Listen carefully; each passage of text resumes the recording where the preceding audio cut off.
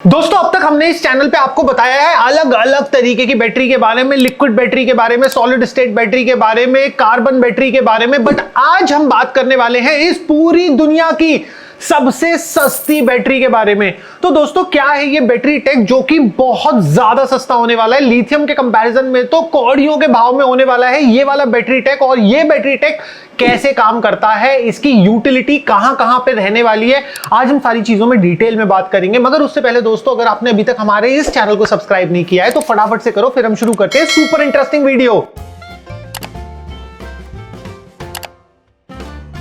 तो हम लोग जब कभी भी एक बैटरी की बात करते हैं तो हमारे दिमाग में लिथियम आयन बैटरी आती है जो कि हमारे फोन, लैपटॉप, घड़ी, हर चीज में अमूमन मिल जाती है। मगर लिथियम आयन बैटरी के अपने ही अलग चैलेंजेस हैं। पहली तो उसकी लाइफ जो कि 4 से 6 साल की है, और उसी के साथ साथ उसकी कॉस्टिंग जो कि बहुत ज्यादा एक्सपेंसिव पड़ती है।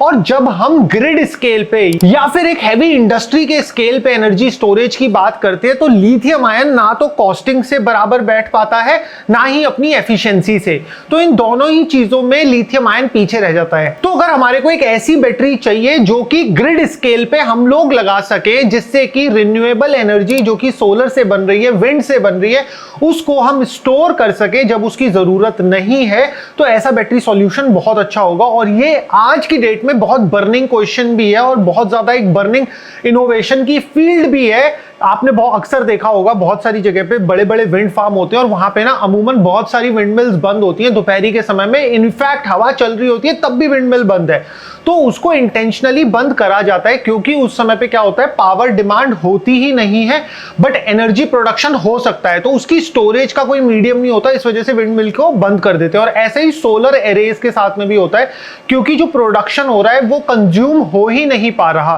तो ऐसे स्केल में, ऐसी सिचुएशन में अगर हमारे को एक बहुत सस्ता अल्टरनेट मिल जाए जिसमें कि हम उस एनर्जी को डाल सके, एक्सेस एनर्जी को डाल सके, तो हमारा बहुत ज्यादा फायदा हो जाएगा। बाहर के देशों में बहुत अच्छी रिसर्च चल रही है और ये वाली रिसर्च भी जो मैं लेकर आया हूं ये बाहर के देशों से ही लाया हूं। और अगर आप लोग भी टेक्निकल फील्ड से हो तो आप लोग भी इस चीज को इंडिया में इनोवेट कर सकते हो। तो ये जो चीपेस्ट एनर्जी सॉल्यूशन होने वाला है ये होने वाला है थर्मल एनर्जी स्टोरेज। अब थर्मल से तो एक ही चीज दिमाग में आती है, किसी भी चीज को गर्म कर दो और उसके अंदर एनर्जी स्टोर कर लो।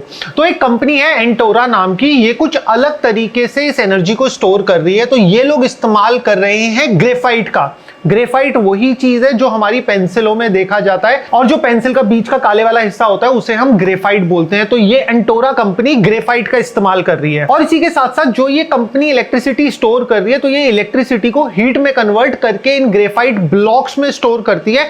मगर इंटरेस्टिंग चीज क्या है यहां पे कि जब इन सुपर हीटेड 1500 डिग्री सेल्सियस तक हीट होते हैं ग्रेफाइट के ब्लॉक्स, तो जब ये सुपर हीटेड ब्लॉक से एनर्जी को निकालना होता है इलेक्ट्रिसिटी की फॉर्म में, तो इस कंपनी के पास एक इनोवेशन है जिससे कि ये हीट से डायरेक्टली इलेक्ट्रिसिटी निकाल लेते हैं।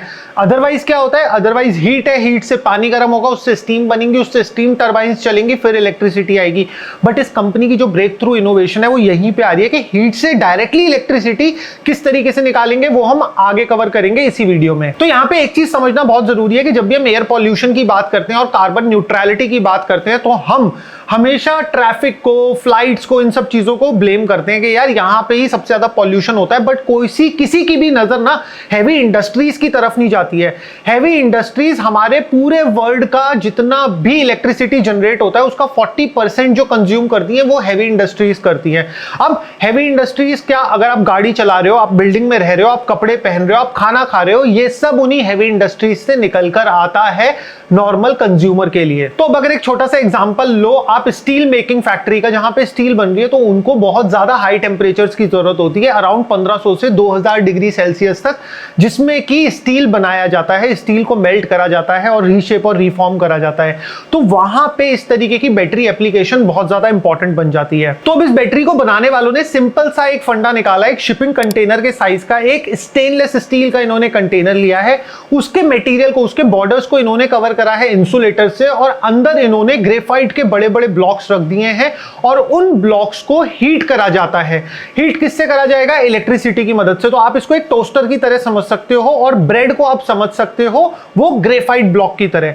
तो जब अब यहां पे ग्रेफाइट की एक बहुत सुपर इंटरेस्टिंग प्रॉपर्टी मैं आपको बताता हूं कि ग्रेफाइट जो होता है उसके अंदर टोटल 4 इलेक्ट्रॉन्स होते हैं और 3 तो बॉन्ड होते हैं आपस में और एक फ्री इलेक्ट्रॉन होता है। तो यही जो प्रॉपर्टी है ग्रेफाइट की, इसकी वजह से ग्रेफाइट में से इलेक्ट्रिसिटी भी कंडक्ट हो सकती है। कभी भी आप पेंसिल को अगर हम बोर्ड में डालें, बिजली के बोर्ड में, और दूसरा एंड हम पॉजिटिव टर्मिनल का छुएं तो डेफिनेटली करंट लगेगा। इसको घर पे कभी मत ट्राई करना, बट ये एक एग्जांपल है कि ग्रेफाइट से इलेक्ट्रिसिटी कंडक्ट हो जाती है उसे एक फ्री इलेक्ट्रॉन की मदद से। बट अब हम आते हैं अपने टॉपिक पे वापस। इसकी एक और इंटरेस्टिंग प्रॉपर्टी है कि जब भी आप ग्रेफाइट को सुपर हीट कर दोगे ना, सुपर गर्म कर दोगे, तो ग्रेफाइट ग्लो करने लगेगा, ऑरेंज कलर का ग्लो करने लगेगा और जो वो हीट है उसको अपने अंदर से निकालने लगेगा रेडिएशन की फॉर्म में। तो यहां पे जो ये एंटोरा कंपनी है, ये उस ग्रेफाइट के ब्लॉक को 2000 डिग्री सेल्सियस तक गर्म कर रहे हैं, जो कि 1/3 ऑफ द टेम्परेचर है सन का। तो इतना गर्म होने पे ना ऑटोमेटिकली वो ग्रेफाइट का ब्लॉक ग्लो करने लगता है और उसके साथ साथ उसे एक इंसुलेटेड बॉडी में रखा है, जिससे कि उस वाली हीट को आप आने वाले दिन और हफ्तों तक स्टोर करके रख सकते हो।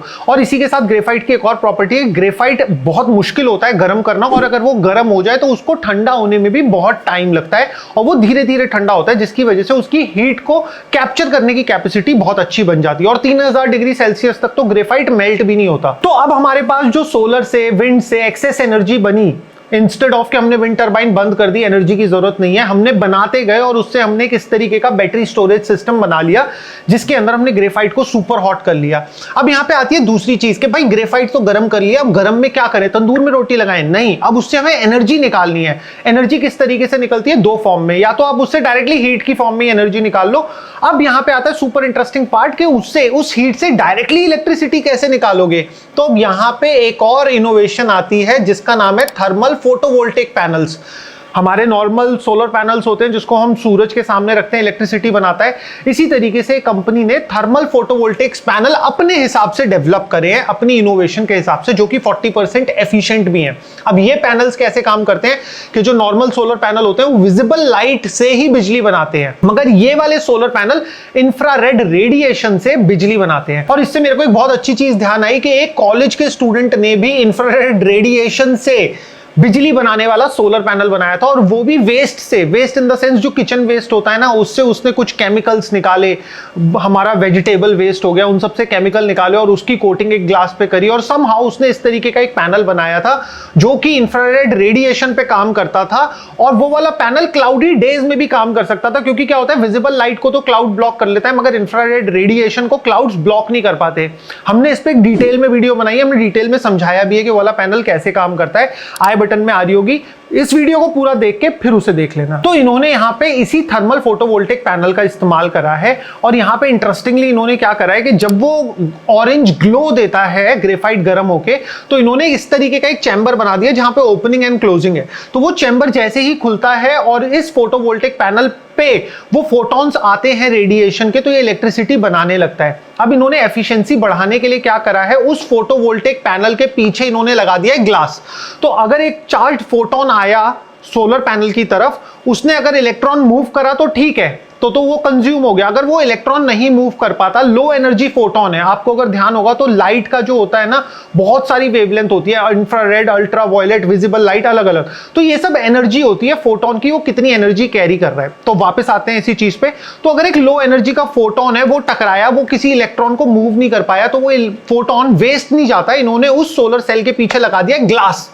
तो जैसे ही वो सोलर सेल को पार कर देता है, वो ग्लास पे टकराता है और ग्लास से रिफ्लेक्ट बैक हो जाता है वापस अपने ओरिजिनल सोर्स में, जिससे कि इनको एफिशिएंसी में बूस्ट भी मिलता है। तो इसी तरीके से इसी थर्मल फोटोवोल्टिक पैनल की मदद से ये लोग डायरेक्टली उस हीट से इलेक्ट्रिसिटी वापस निकाल लेते हैं। अब आते हैं दूसरे एग्जांपल पे कि अगर डायरेक्टली हीट चाहिए तो अगेन वो जो रेडियंस है, वो जो रेडिएशन है, वो गर्मी भी देती है। तो अगर आपको फॉर एग्जांपल स्टीम को गर्म करना है, या फिर इंडस्ट्रियल प्रोसेस के अंदर स्टील को मेल्ट करना है, या फिर आपको कोई ऑयल को गर्म करना है इंडस्ट्रियल प्रोसेस में इस्तेमाल के लिए, तो डायरेक्टली आप उस चैम्बर के गेट खोलो, जो ऑरेंज ग्लो आएगा, रेडिएशन आएगी, उसके पास आप कोई भी अपना ऑब्जेक्ट रखो, वो उसको 1500 डिग्री सेल्सियस तक इजीली गर्म कर देगा। तो यहां पे दोनों तरीके से हम उस चीज को निकाल सकते हैं। अब बात करते हैं दोस्तों एफिशिएंसी की। एफिशिएंसी हम राउंड ट्रिप एफिशिएंसी की बात करेंगे, वन साइड नहीं। तो अगर जैसे मान लो ये आपके एक एक लिथियम आयन का सेल है। अगर मैं इसे चार्ज करता हूं और मैं इसमें से चार्ज वापस निकालता हूं, तो फॉर एग्जांपल अगर मैंने इसमें 100 यूनिट दी, तो मैं जब इसमें से यूनिट वापस निकालूंगा तो मुझे 95 यूनिट्स तक मिल जाएंगी। तो यहां पे ये वाला जो लिथियम हो जाता है, लिथियम सेल हो जाता है, ये 95% एफिशिएंट हो जाता है। अब इसके कंपैरिजन में अगर मैं इस थर्मल एनर्जी स्टोरेज सॉल्यूशन की बात करूंगा, तो अगर मैंने इसे 100 यूनिट दी तो ये वापस जो देगा मेरे को वो केवल 30 से 35 देगा। तो यहाँ पे ना बहुत सारे लोगों का मन खट्टा हो गया होगा कि यार बस 30 to 35% एफिशिएंट इतना एनर्जी लॉस हो रहा है। तो यहाँ पे हमारे को एक चीज समझनी बहुत जरूरी है, लिथियम की जहां लाइफ होती है 4 से 6 साल, इस बैटरी के अंदर जो ग्रेफाइट ब्लॉक्स हैं उनकी लाइफ है अप्रोक्सीमेट 30 ईयर्स। तो जो एनर्जी बहुत ही सब्सिडाइज, बहुत ही लो कॉस्ट में हम वेस्ट जाने दे रहे हैं, हम उसको एटलीस्ट किसी ना किसी तरीके से यूज कर पाएंगे। और इसी के साथ साथ जब भी हम एक ग्रिड स्केल ऑपरेशन या फिर एक इंडस्ट्रियल ऑपरेशन की बात करते हैं, तो वहां पे इस चीज का इस्तेमाल बखूबी हो सकता है, क्योंकि अगर हम इससे इलेक्ट्रिसिटी कन्वर्ट ना करके डायरेक्ट हीट लेते हैं तो हमारे को एक राउंड ट्रिप एफिशिएंसी 90% तक की मिल सकती है। मगर इस वाले बैटरी टेक से हटके बहुत सारे हॉस्पिटल्स खास करके एक नए तरीके से सोलर एनर्जी को स्टोर कर रहे हैं, और वो उसको स्टोर कर रहे हैं हाइड्रोजन की फॉर्म में। हमने इस पे भी एक डिटेल में वीडियो बनाया है, यहां पे आ रहा होगा, बट उससे पहले मैं आपको एक छोटा सा बेसिक आइडिया दे देता हूं। एक हॉस्पिटल सोलर पैनल्स लगाता है और उससे जो इलेक्ट्रिसिटी बनती है उसका इस्तेमाल करता है इलेक्ट्रोलाइसिस में, जिससे कि वो हाइड्रोजन और ऑक्सीजन को सेपरेट कर देता है। ऑक्सीजन को वो इस्तेमाल करता है पेशेंट्स के ट्रीटमेंट में, और हाइड्रोजन से फ्यूल सेल की मदद से बिजली बनाता है जब रात के समय या फिर जब सूरज नहीं होता। और उसी के साथ साथ फ्यूल सेल जो 60% इलेक्ट्रिसिटी को वेस्ट कर देता है हीट की फॉर्म में, उसको वो इस्तेमाल करता है हॉस्पिटल को गर्म रखने के लिए।